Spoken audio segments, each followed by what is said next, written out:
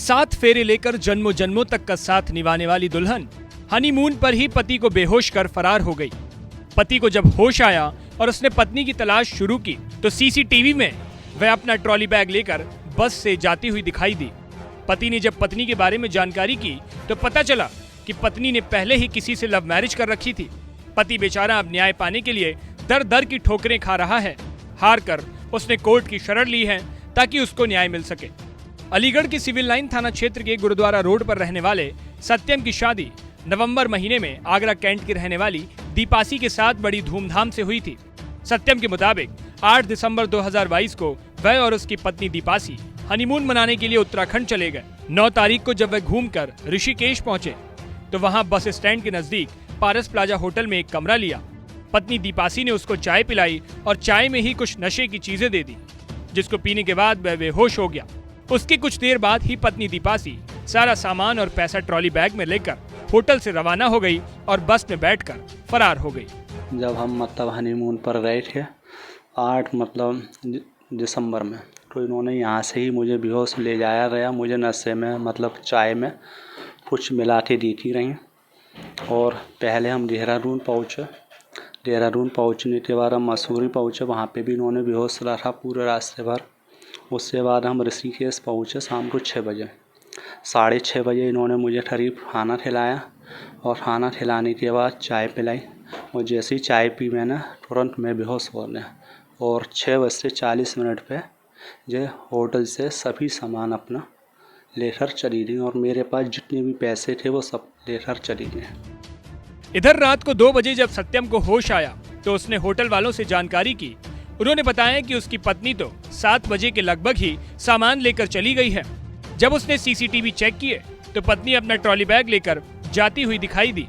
उसने पुलिस को सूचना दी और जब जानकारी हुई तो पता चला कि पत्नी बस में बैठकर दिल्ली के लिए रवाना हो गई। सत्यम ने अलीगढ़ में अपने परिवार को सूचना दी और दीपासी के परिवार को इस मामले के बारे में बताया तो उन्होंने कहा कि अब जो हो गया सो हो गया। उसकी पहले से ही किसी के साथ संबंध है और वह अंशु यादव नाम का लड़का है। वह बहुत बड़ा बदमाश है। अब तुम भी भूल जाओ और हम भी भूल जाएं। हमने नंबर भी दिया था जो हमें पुलिस ने दिया था। उन्होंने बताया ये तो बहुत बड़ा बदमाश है, हम इसका कुछ नहीं कर सकते।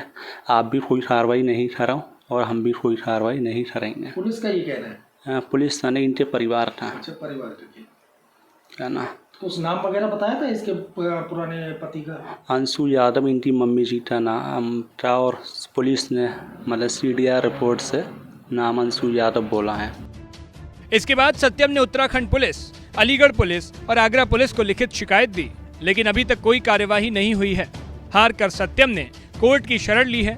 अब पत्नी दीपासी ने भी सत्यम पर मारपीट और दहेज उत्पीड़न का आरोप लगाकर उसको नोटिस भेजा है। वहीं सत्यम के पिता ने कहा कि अगर उसे ये शादी नहीं करनी थी तो पहले ही बता देती, हम उसकी मदद कर देते। हमारा कहने का मतलब ये है कि जब उस लड़की को कहीं और शादी करनी थी या किसी के साथ रहना था तो वो पहले भी कह सकती थी, घर से दबाव डाल सकती थी। नहीं डाला, हमसे कह देती, हम उसमें उसकी हेल्प करते। उससे इस प्रकार से ये शादी नहीं करनी चाहिए थी। अब वो आपका इतना पैसा ले गई, अब जो ले गई है वो तो ले गई है, उसमें नफा नुकसान तो ज़िंदगी में चलते ही रहते हैं, अब मरा तो जाएगा नहीं। अच्छा, जो कोर्ट केस किया है उन्होंने, हाँ, सही किया है? वो सही किया है। अब कानून तो मिलना चाहिए जब हमें। नहीं, आपने किया है। उन्होंने जो दहेज का केस किया है वो तो गलत है, बिल्कुल सरासर गलत है। उसमें तो कोई भी कहीं कोई सत्यता है ही नहीं। कितने दिन रही वो आपके यहाँ? मेरे यहाँ 28 तारीख से और 8 तारीख को गई है यहाँ से।